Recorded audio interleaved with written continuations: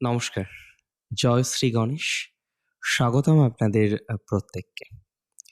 কিছু সময় রাশিচক্রপটে এমন কিছু গ্রহযোগ তৈরি হয়ে যায়, যে গ্রহযোগগুলির প্রভাব সম্পর্কে আমাদের প্রাথমিক অবস্থায় কিছুটা সতর্কতা অবলম্বন করতে হয়। বর্তমানে ধনুরাশির জাতক-জাতিকাদের শনির ঢায়া চলছে। সপ্তমে বৃহস্পতির ভালো কম্বিনেশন আমরা দেখতে পাচ্ছি। কিছু নিশ্চিতভাবেই শুভ কম্বিনেশনের আমি বলবো মধ্যেই ধনুরাশির জাতক জাতিকারা আছেন, কিন্তু এত কিছুর পরও কয়েকটি গ্রহ সংযোগ আপনার জন্য বেশ চিন্তার। আপনি যদি আমাকে প্রশ্ন করেন যে কোন কোন গ্রহ সংযোগগুলো আপনার জন্য চিন্তার, তাহলে প্রথমেই বলবো আপনার তৃতীয় ভাবে একটি বিশেষ গ্রহ সংযোগ আমরা দেখতে চলেছি। জড়ত্ব যোগ তৈরি হচ্ছে আপনার তৃতীয়, এবং এই যে তৃতীয় জড়ত্ব যোগের তৈরি হওয়া, এটা বেশ কিছু বিষয়ে পজিটিভ নেগেটিভ উভয় বিষয়কেই রিপ্রেজেন্ট করে। আপনারা জানেন মার্কারি রাহুর কনজাংশনই হচ্ছে জড়ত্ব যোগ।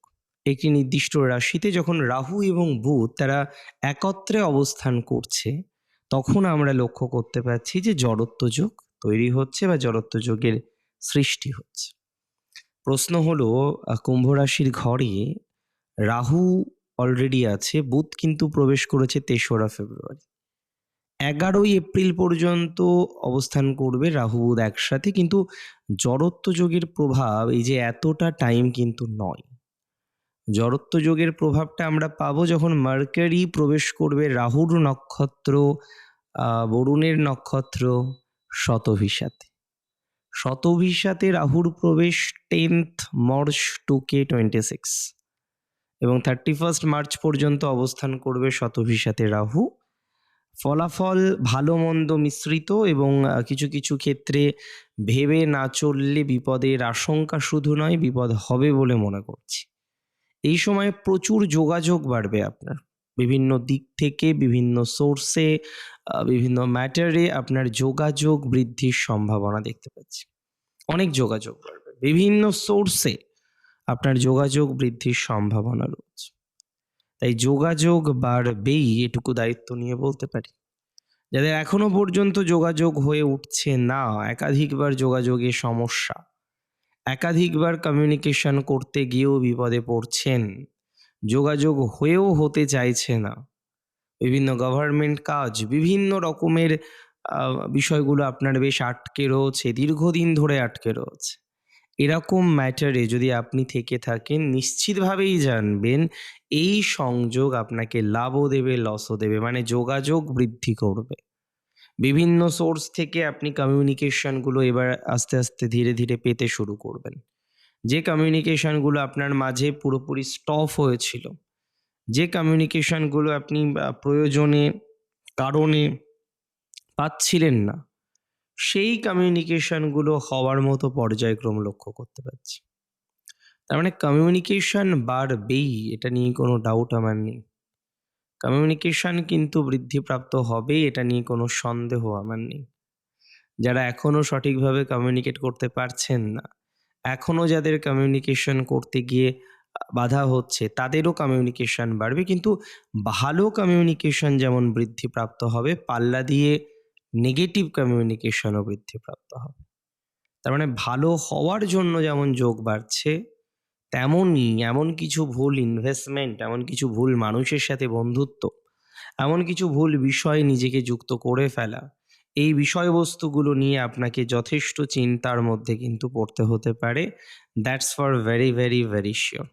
তাহলে আমি বলবো ধনুরাশি জাতক জাতিকাদের কার্যত একটু বুঝে চলতে। কারণ এই সময়ে অনেকে দেখবেন কিছু প্রপোজাল আপনাকে দেবে, যে প্রপোজালগুলো অথেন্টিক নয়। অনেক প্রপোজাল এই সময় আপনি পাবেন, অনেক লিগাল ইলিগাল ম্যাটার এই সময় আপনার জীবনচক্রে আসতে পারে, যেগুলো কার্যত কিছুটা ভালো হলেও সব কিন্তু আপনার জন্য ভালো নাও হতে পারে। তাহলে লিগাল ইলিগাল ম্যাটারগুলোকে রিয়েলাইজ করতে হবে, ভালো মন্দ বিষয়বস্তুগুলিকে রিয়েলাইজ করতে হবে, করে আমাদের পথ চলতে হবে, আদারওয়াইজ প্রবলেম ফেস করতে পারে। আমি কেন বললাম একটু ভেবে চলতে, কারণ এই সময়ে যত ভাববেন, কোনো একটা বিষয়ে নিজেকে সম্পূর্ণরূপে নিয়োজিত করার আগে যতটা বেশি কমিউনিকেশন করে নিতে পারবেন, একটা ভালো আ ব্যক্তি বা ভালো পরামর্শদাতার সাথে আলোচনা করে নিতে পারবেন, আপনার জন্য শুভ। শেয়ার মার্কেটে যারা কাজ করেন, যেকোনো ধরনের ফাইন্যান্স, মানি মার্কেটিং, মার্কেটিং ডিপার্টমেন্ট ইত্যাদি বিষয়ে যত আপনি কাজ করবেন, আপনার পজিটিভিটির মাত্রাটা কিন্তু ততটা বৃদ্ধিপ্রাপ্ত হবে।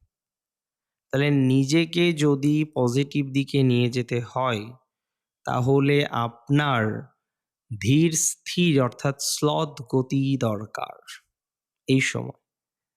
সিবলিংসদের সাথে ভুল বোঝাবুঝি তৈরি হতে পারে।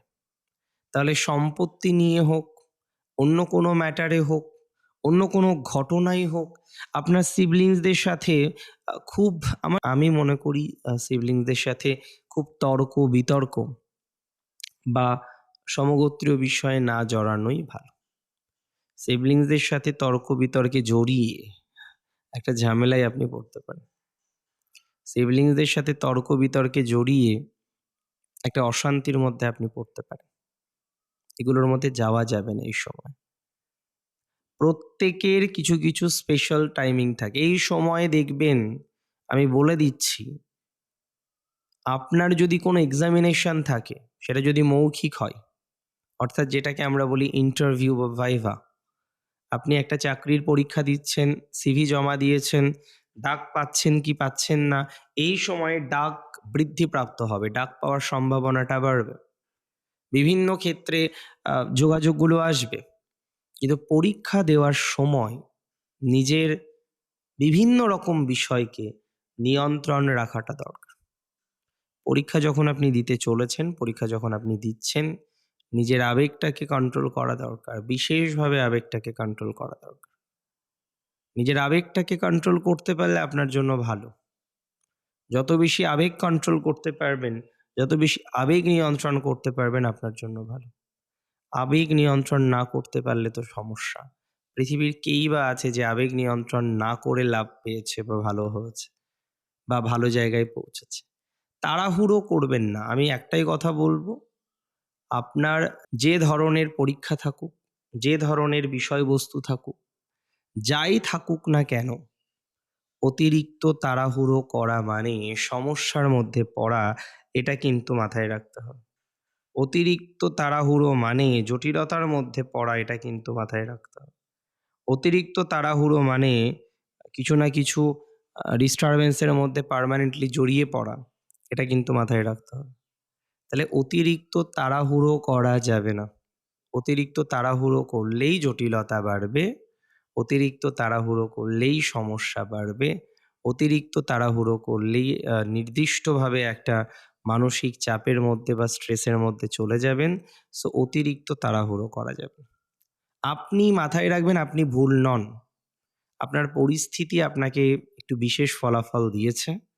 যদিও বর্তমান যে অবকাশ দেখছি, বর্তমান যে অবকাশ বুঝছি, তাতে আপনি বর্তমানে যে অবকাশে আছেন, যে ভাইবস এ আছেন, সেই নেগেটিভ ভাইবস থেকে আপনি নিজেকে পার করে নিয়ে চলতে পারবেন, এটুকু সিওরিটি কিন্তু আমি দিতে পারি।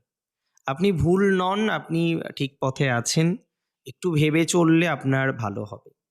দেখুন, আমি বারবার বলি, কিছু, কিছু সময় এমন গ্রহযোগ থাকে, আমাদের কিছু সেফটি মেইনটেইন করতে হয়, যেগুলো আমি অলরেডি আপনাদের বললাম, এবং আমি চাইবো আপনি এই সময়ে রীতিমতো রেগুলার বেসিসে একটু মেডিটেশন করুন। আমি চাইবো সবুজ রংটাকে একটু বেশি ব্যবহার করুন। হ্যাঁ, ধনু রাশিও সবুজ রং ব্যবহার করতে পারেন, যদি মার্কারি দুস্থানগত না হয়। তবে ওভারঅল ম্যাক্সিমাম ক্ষেত্রে করা যেতে পারে। এই সময় করুন। গণেশজির রেগুলার বেসিসে পুজো করুন। গণেশ গায়ত্রী জপ করবেন এই সময়। ভালো ফল পাবেন। খুব ভালো ফল পাবেন। কিছু, কিছু মন্ত্র জপ করলে না আমাদের লস নয়, লাভ হয়। কিছু, কিছু মন্ত্র জপ করলে কার্যত আপনার নেগেটিভ ভাইবস থেকে আপনি আরো বেরিয়ে আসতে পারেন। সো আপনার এরকম একটা টাইমিং কিন্তু চলছে।